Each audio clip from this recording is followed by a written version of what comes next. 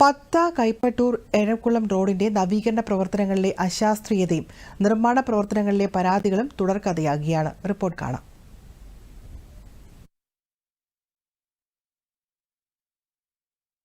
വിവിധ പരാതികൾ ഉയർന്നിരുന്നു.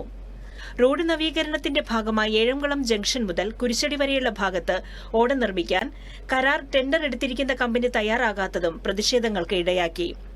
റോഡ് വീതി കൂട്ടലിന്റെ ഭാഗമായി സ്ഥലം ഏറ്റെടുത്തിരിക്കുന്നത് പല ഭാഗങ്ങളിലും പല അളവുകളിലാണെന്നും പരക്കെ ആക്ഷേപമുണ്ട്.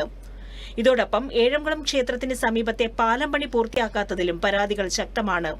നിലവിൽ ജംഗ്ഷന് സമീപമുള്ള പൊതുകുളത്തിനരികെ വരെയാണ് ഓട നിർമ്മിച്ചിട്ടുള്ളത്. ഇതിനോട് ചേർന്നുള്ള കടയുടെ മുന്നിലെ ഓട നിർമ്മാണത്തിൽ തീരുമാനമുണ്ടാകാത്തതും ഓട നിർമ്മാണത്തിലെ അലൈൻമെന്റ് വ്യത്യാസത്തിലുമൊക്കെ ആരോപണം ഉയർന്നിരിക്കുകയാണ്.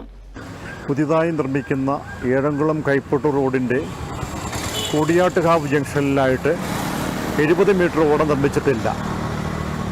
ഇത് കുടുമൺ പറക്കൂട് റോഡുമായിട്ട് കണക്ട് ചെയ്ത ഏരിയയിലാണ് സംഭവിച്ചിരിക്കുന്നത്. റോഡ് കുത്തി പൊളിഞ്ഞു പോകുന്ന ഒരു ഏരിയയാണ് കൂടിയാട്ടുകാവ് ജംഗ്ഷനിൽ.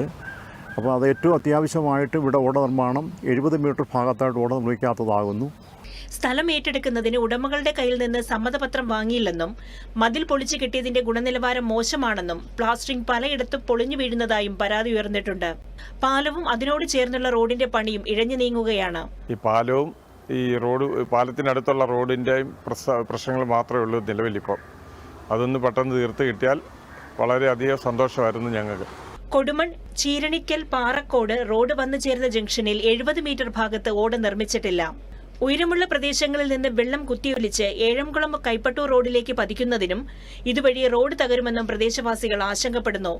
ഉന്നത ഉദ്യോഗസ്ഥർ അടിയന്തരമായി സ്ഥലം സന്ദർശിക്കുകയും ഓട നിർമ്മാണം ഉൾപ്പെടെയുള്ള കാര്യങ്ങളിൽ വ്യക്തത വരുത്തി റോഡ് നിർമ്മാണം വേഗത്തിൽ പൂർത്തിയാക്കണമെന്നാണ് നാട്ടുകാർ ആവശ്യപ്പെടുന്നത്. News desk, Doordarshan.